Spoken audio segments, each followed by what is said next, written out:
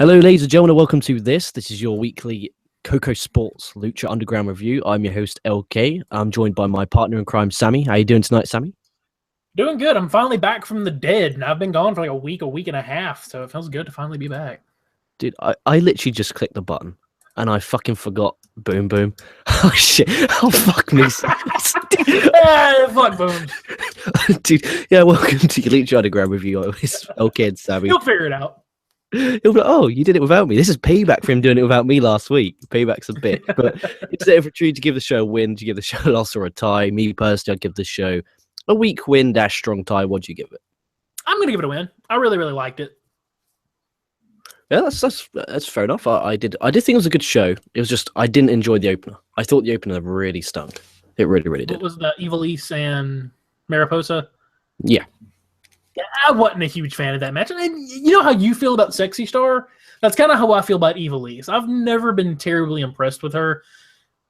She's always kind of had those two guys to carry her, or at least for me, Sexy Star's had some really good singles matches, and in all the intergender title matches that she's been in for the Gift of the Gods, she's held her own. I thought did very well, but I am not an Ivelisse fan. I would do filthy things to her, but I'm not a fan. I prefer Ivelisse to Sexy Star, but then again, I prefer fucking watching paint dry to Sexy Star because I really don't like it. But enough of what's going to get me in trouble. We'll talk about what was great. So you started off with Dario Cueto. He comes out, the Dario's Dial of Doom. Prince Puma selected, so it's Puma versus Matanza for Lucha Underground Championship in the main event. Dario then says Puma will be the next person on the list of casualties brought to you by Matanza Cueto. Decent promo. We know what our main event is. Ticked all the boxes. I like that this week. Excuse me. I like that this week they, spun it, and then that was the main event, not right then. The opener. Yeah. Yeah. I like that too. I think it must have just depend on who the wheel spun on, because obviously the Mac and Son of Havoc aren't really main eventers, whereas Prince Puma is. Yeah. But I like that. Yeah, I like that. Then we had Ivelisse versus Mariposa. Marty them off as ringside. They did a commercial before the match, which meant they didn't do it during, which I just love in every way imaginable. I just love having a commercial before, then knowing, okay, I get to enjoy this match commercial free. Yeah, and Lucha's really, really good about that. And that's been one of my biggest issues, and they used to not do it as much. One of my biggest issues in NXT, there is no reason to have a fucking commercial in the middle of a taped match. There's no reason. And Lucha's and they're not making money. We're gonna get it up. It's not adverts where they're making money either. They're just promoting W Network stuff. Like, they're promoting the W Network on there, but I'm watching it on the W Network. Exactly. So I don't understand why they do that. They're like, oh, it's on video demand. Yes, I know. I own the damn thing. Yeah, I'm fucking watching it right now, dumbass. That's like if you're eating ice cream. I'm like, bro, I got some fucking... You wanted some ice cream? I'll hook you up. Like, I've got some dildo. I don't need one. Mariposa worked the left side of the body for a good 5 minutes, and the finish had nothing to do with it. That wound me up. What was the point in that? It was just a wasted my time. You wasted 5 minutes of my day. That wound me up. This match, I didn't like the match, but the match was necessary. You just don't find out until a couple segments later. Yeah. And then I was completely happy with it. Yeah, it was slow, it was boring. Ivelisse got the one with the Sunset Flip Powerbomb, which is really nice. I do like her finisher. Moff then beats on Ivelisse. Now, I find that uncomfortable to watch. I'm going to be honest. Yeah. I don't like watching that. That's not... If it's your... I'm not saying that it's wrong. I'm saying me as a person, I personally felt uncomfortable watching a 250-pound man beat up like a 120-pound woman. I feel uncomfortable. Especially when it's 2-on-1 and she's defenseless with no help. I find that uncomfortable. I don't know if I disagree. Like, it didn't bother me so much in the context of the show, because I understand everyone's kind of on equal par. But it absolutely... I could absolutely see where this would bother a lot of people. They got to be careful. That's all I'm saying. Very careful. Like, bless them for trying, and I always say, like, props for every wrestling organization that tries. But to me, it's just, I don't like watching it. I don't. And I was already in an emotional mood because I read the first 4 chapters of Dave's book. Holy shit. That first chapter, I was nearly in tears. Yeah. Literally, no word of a lie. Literally, no word of a lie. My copy should be in soon. magnificently written book. Absolutely splendid. Everyone buy it. Operation Freakshow on Amazon.co.uk or .com, wherever the fuck you are. But Evilise Mariposa, fucking awful. I can't believe I just mentioned that in the same sentence as Operation Freakshow. Then we go into Dario's office. Johnny Mundo walks in. He's annoyed that Prince Puma gets his title shot. I don't understand why he is, because it wasn't Dario's choice. It was the Dial of Doom. But anyway, Dario basically says no. It's fate, dickhead. Mundo then asks if he can get a gift of the Gods Championship match. Dario says Evans was the one who pinned her last week, so he gets the shot next week. I like that a lot. We're pissing Mundo off more. We're pissing him off, and he's going to snap. He is going to snap, and I can't wait to see what he does. Is this going to lead to a babyface turn for him, or just a darker heel turn? Go from like the swag-alicious. I hate saying that word. I actually feel dumber that I actually said it. But going from this really like just egotistical, vain, fop kind of gentleman that can back it up most of the time to just a full-on villain? Or is he going to turn into a sympathetic babyface? And I did like that one thing that they did kind of build up his character, making him look stupid, because he's like, I don't believe in fate. I don't like, how do you, you're stupid. And that's essentially what Dario told him, like, too damn bad. So I really, really liked this segment. It worked really good at making Dario, again, he is the boss, so you feel like he's in control of the entire temple. Nothing happens without him knowing and without him having some say-so in it, which I cannot say about any other general manager on any show, specifically SmackDown or Raw. And I know I bring up a lot of other shows in this particular review, but, I mean, that's kind of how I feel about Lucha Underground. I always feel like he's in control. And the only thing I didn't like about this is I really, really like the segment. I just don't like fucking Jack Evans. I really don't want to see him in a match. I never minded him until you brought up the fact you didn't like him. And then I sat there and when he was on, and I was like, oh, dude, he's actually such a twat. Like, he's just flipping around. Like Will Ospreay flips for a reason. You know, that's his offense. This guy flips just because he can flip. And exactly. But this was a good segment, and I love. It still doesn't get enough credit how they're produced, how they're shot, how you're emotionally invested. That's what I love about TV. That's what I love about books. I want to be emotionally invested in the product. I'm so emotionally attached to every single character. You could go from the top straight down to the bottom, and you're emotionally attached to each and every one of them. That's what I love about Lucha Underground. Right. Match 2, best of 5. So you have Tejano versus Cage. Cage is 1-0 up before the match begins. Much better than last week's or the weeks prior. Much better.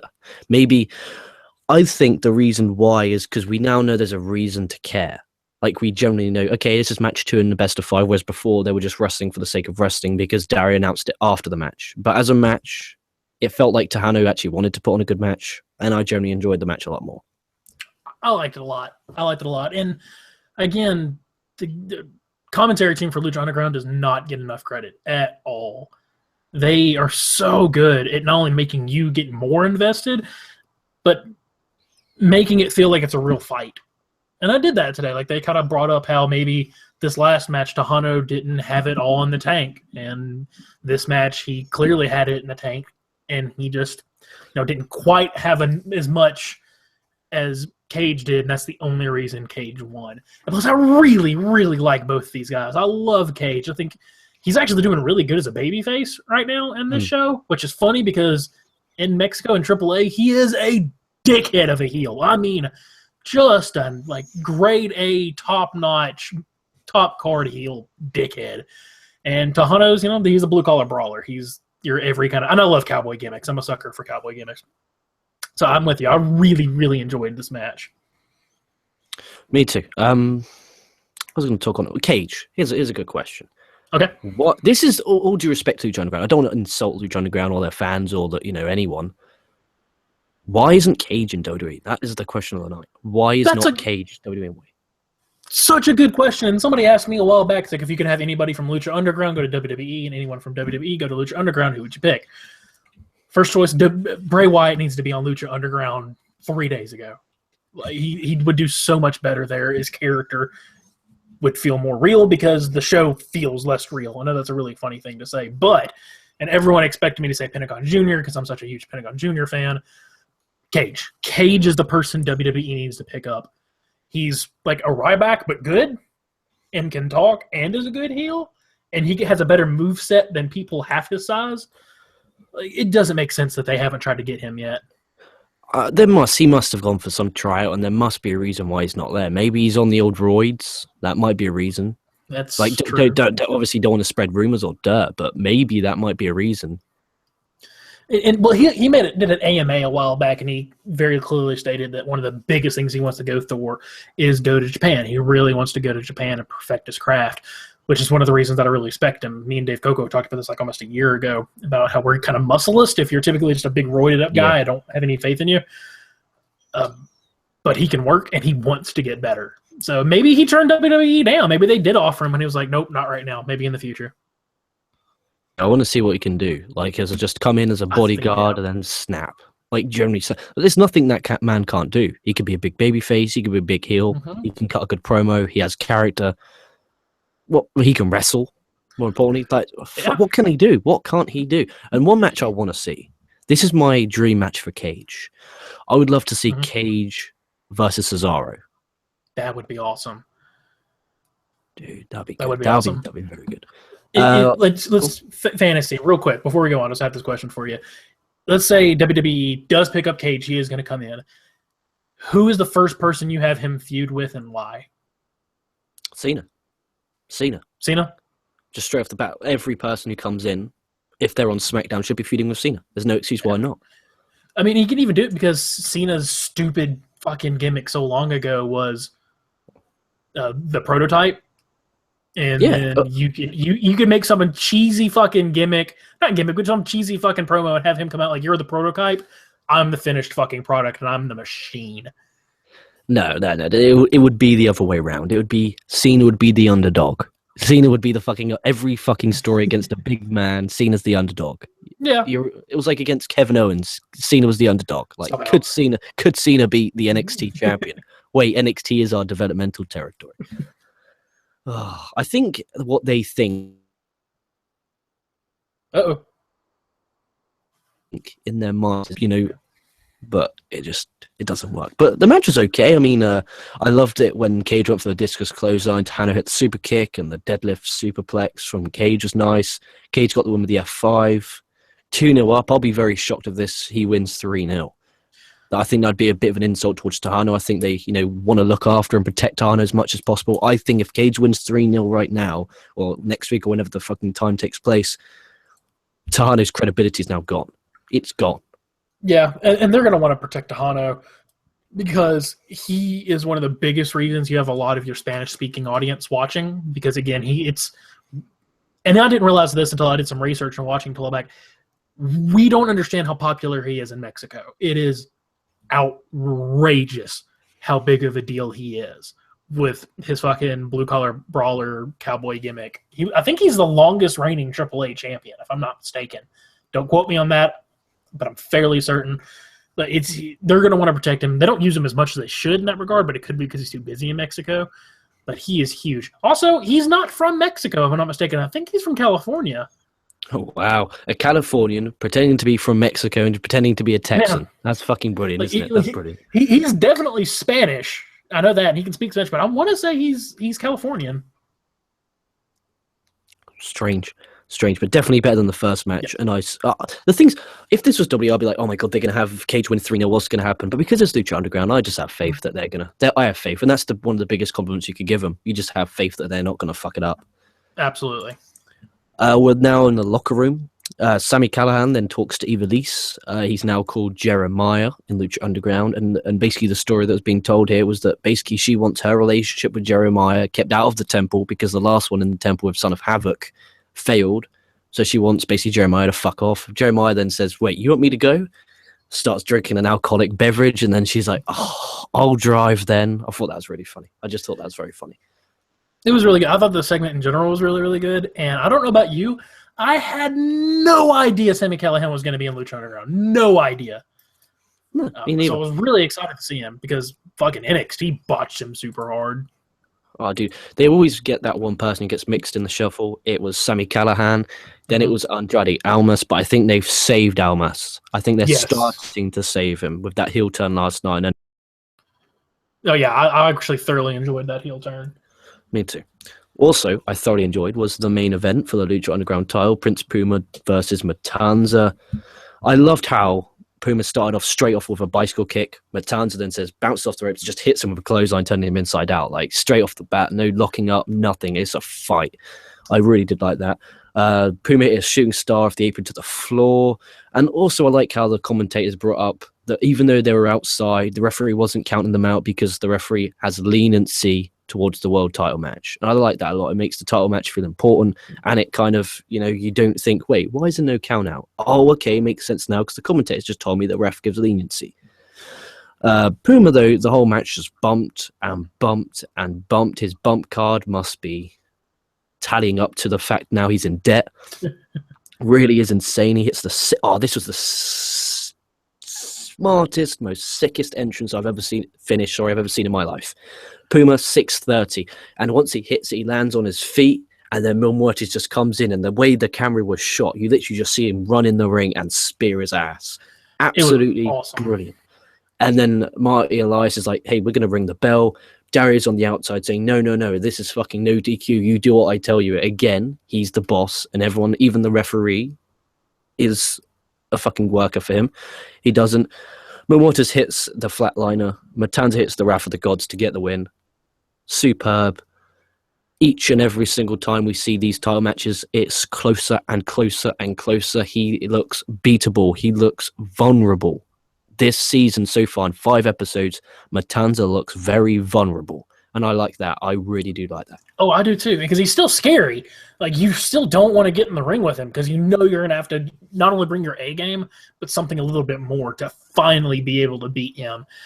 And I think he's probably, I might get a lot of heat for this, for somebody that doesn't talk and doesn't do, he might be one of the best fucking wrestling villains on TV right now. And even down to his gimmick, people really hate on like the way he dresses. Like, you don't like the way he dresses, you want to see him lose, then he's doing his fucking job. And it just helps that his work is fucking amazing. Even I fucking disliked Matanza for the longest time. I realized, like, oh, they're fucking working me. Like, they totally got me invested in this. But he looks beatable now because Prince Puma, who is our hero, who's still on the hero's journey, he's gonna have to beat his nemesis before he can keep going on. But he looks beatable, and that's such a huge deal to someone that is a massive monster. I have felt like Matanza was more of a monster than any other monster heel recently. Like, the last person I felt like this, it was somebody that was like truly scary and a monster and not really beatable and damaging, was like when Kane first appeared, like 96. Yeah, a bit splendid. I mean, his character is brilliant. Like, he doesn't talk. Like you said, he's so good he doesn't need to talk.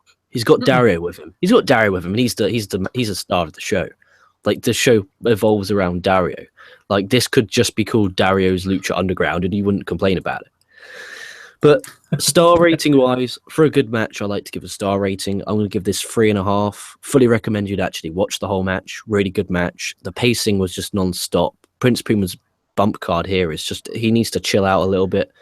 Like, for real. Like, he's going to hurt himself one day. And I'm not saying that to be disrespectful, but just chill out on the amount of bumps you're taking. Because, kid, you can only have a certain amount of bump cards in your body. You get scared watching when you've been watching wrestling as long as we have, sometimes you see people take bumps and you get scared. And to me, Ricochet / Prince Puma might be one of the best sellers in the business right now. His bumps are incredible. But unlike a lot of other people, unlike the Young Bucks, which, again, I get a lot of fucking hate for saying this about the Young Bucks. I don't hate them, but them and a bunch of other people, they make their bumps, they're for nothing. Like, yeah, they'll take this huge, scary, nasty bump, but what was it for? No one's going to remember it. Prince Puma's bumps, when he takes them, they're not super scary most of the time, but there's a reason he's taking them, and he makes you actually feel like they were damaging because of how he sells it. And to be able to sell it with a mask on is just incredible. Yes. Like, the facials are the most important part of selling. You know, you telling your story through your facial features, but he's one of a kind. Like, again, how WWE haven't got him, it's a joke, but I'm happy. I'm happy that people aren't going there. I'm happy people are leaving. I'm happy people like Cody Rhodes and Damien Sandow left. I'm happy Ryback left. I'm happy they're all going because they need to leave. I was saying this to my friend because at work the other day, there was me and one of my friends. It's about 4 of us who watch pro wrestling at work, and me and another one were working, and we were talking about the No Mercy show. Like, are we looking forward to it? Blah blah blah. And then someone walked in. Oh, what's that? Is that wrestling crap? And we're like, what do you mean wrestling crap? It's like, oh, isn't that like the shit version of UFC? I was like, no, like you don't understand. Like the UFC fighters fight 4 times a year. Wrestlers are on the road 300 days a year. They don't get to see their family. Oh, well, that's their choice. I'm like, oh, you cunt. I'm leaving this conversation before I get my ass fired. Everyone has that. There's always that one guy everywhere. Oh, yeah. Oh, look at me. I'm cool. I'm taking the piss out of wrestling fans. Everyone was looking at him like, why are you being such a cunt? Like, yeah. Unbelievable. So that meme has been floating around of somebody just going, shh, let people enjoy things. Then you think, you know what? You're like, oh, 3.5-star main event, brilliant. I'm in a great mood now. And then you get the end segment, and it's just absolutely magnificent. You have Killshot. He's in the gym. Joey Ryan gives him the envelope. Killshot asks, who's this from? And Joey Ryan goes, do I look like a detective? That was fucking He's so good at being a fucking sleazebag. Like, I feel like if I touch him, he'd be sticky like syrup. Killshot then opens it, and it's a burnt piece of paper saying, you left me for dead. Absolutely brilliant. Fucking brilliant. So that to me, between the match, even though I fucking hated the match he had earlier with Marty this season, plus this, Killshot's about to become a much more important character. Like I said, there's a big theme of gathering troops for this war that's coming, and I think people are going to start fighting over Killshot as to who gets him. He's going to become way more important. That's a good possibility, and I know he's Shane Strickland, and I know he's wrestling on October the 30th for Revolution Pro Wrestling in Portsmouth, which is in the south. So I'm going to be going there. I'm going to be taking my girlfriend for her first ever wrestling show. Nice. Ryback's there. Shane Strickland, which is Killshot, he's in action as well. So I'm looking forward to it. It's going to be a good night. Nice. But this was a great ending to it. Just a good show. Fuck my tie, I scrap. This is a win. Now, I kind of forgotten just how amazing the main event was. It really was great. Everyone watching now should check out the main event if they haven't already. And Lucha Underground's really good at posting some of their big matches, especially ones that are Prince Puma in, on YouTube. So check out Lucha Underground's YouTube. A lot of times they'll put stuff up there, so maybe you can go watch this match. And like one thing they do, when they do these end segments, they are better at cliffhangers than anybody else in the world. Like, their cliffhangers are as good as those 1950s, 60s serial cliffhangers. You're literally like, I gotta know what the fuck's going on. And that's one of the things that I love. We have one comment from, oh my God, I'm going to so slaughter your name, my friend. I'm so sorry. Arvidas Sabonis. And again, I did it with the accent. Stop this fucking accent thing. It fucking annoys me. He puts, I like Vampiro on commentary talking about Puma, clearly heading for a Puma-Vampiro alliance. Yeah, I didn't write that down. I should have written that down on my notes. But basically what they're trying to do is you had Vampiro on the first episode of this season. Got to him saying you need to be a bit more dark. You need to, and then Vampiro on commentary, just little drops and little hints, little subtle ones. Is this going to lead to a Pentagon Prince Puma Ultima Lucha match? That's what I think we're going to get. If we get to a Ultima Lucha Trace, excuse me. If we get to that match and it's a Pentagon Jr. Prince Puma match, I'm going to get naked. Just be forewarned. It's going to fucking happen. Just think about it, though. You build the Vampiro and Prince Puma relationship for another 10, 20 episodes, and then all of a sudden, Prince Puma, they go to shake hands. Pentagon just comes running out, just kicks Puma in the dick. Package pile driver, starts bowing to his master, Vampiro. Vampiro takes something off, and he's got all his dodgy face gear on, and he's the old master, and he's making him worship him. And then you do a Prince Puma versus Pentagon Dark match in the main event of Ultima Lucha. It'd be so fucking awesome. And I'm so happy with where Pentagon's position in the company is right now, because I was really pissed at the end of season 2 when he lost, because I thought if anybody was going to beat Matanza, it should have been Pentagon. But I really like he's like a weird anti-hero comic villain right now. Like, he's like a fucking Deathstroke, and that he's something everyone's scared of, no one wants to mess with, but he really doesn't pick a side on this whole good and evil thing. He is just Pentagon Jr. And I like that a lot. And I like this episode of Lucha Underground a lot. What I also like is my VIP channel. That's lkvip.podbean.com. 99 pence per month. You get content from me, myself, as well as Sammy's going to be joining me today for a daily LK, which we're going to break down the news, rumors, and gossip in the wacky and sometimes, occasionally, very rarely, wonderful world of pro wrestling / sports entertainment. So subscribe now, 99 pence a month. If you don't enjoy yourself, just unsubscribe at any time. But you get triple the amount of content. If you have a mobile device, you can download the Podbean app. And that means once you click download on the show, you can watch it at work, when you're having a shit, when you're having a wank, preferably not wanking over it. Preferably. Preferably. Also, check out Amazon's Dave Koco's book. Generally bought it, I bought it when it pre-ordered it, but I've now got the Kindle app installed, and it's fucking magnificent. I put on my Facebook account earlier on that I was generally teary-eyed. We're just reading the book. It was generally just fucking magnificent, and I recommend everyone to watch it. Dave writ his fucking heart out on that book. He really did, and you could feel the emotion when he writes it. Have you got anything to plug before we go off air? I got one thing, and I'll talk to you. I've already showed you. I've been saving this for the next Lucha Underground review, unfortunately, because of work and real life and such. Last week, went back to my tattoo artist. Got my newest piece, and I specifically wanted to save it for our next Lucha Underground review. I'm going to see if I can't contort my body into a weird shape to where you can see it. So you might need to guide me up or down. But I got... Can you see it there? Okay. Yep, you can see it. Let's get the camera on you. Yep, you can see that. You can see it. There it is. So I actually sent this to... I sent a picture of it to Lucha Underground's Facebook page, and they responded. And they're like, that's fucking sweet as shit. That's, as far as that particular guy knew, that was the first Lucha Underground tattoo he had seen. See, that's how good Lucha Underground is. Do you know what would be brilliant? Is now we have this tattoo. Now, this is where we don't get a season 4. This is where we don't get a season 4. And then, season 3 ends. I'm like, it's all a dream. You'll be calling your tattoo artist, excuse me, do you know how to remove tattoos? It's like, I'm going to just fix this bullshit. Because it's bullshit now. Oh, brilliant. Well, thank you everyone for joining. Like, comment, subscribe to this YouTube channel. Also, KocoSports.net. That's KocoSports.net. It's where the world goes to kick out, showing for combat sports and above all, where it's okay to be a passionate fan.